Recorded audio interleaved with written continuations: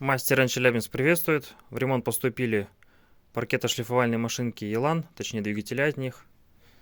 Один двигатель уже кем-то перемотан. Видим, что крыльчатка установлена неправильно. Что там с двигателем? Даже разбираться не будем в перемотку. Это у нас заводской. Ресурс кончился, поражок на коллекторе. И этот такой же ресурс кончился, поражок. Запускаем в ремонт.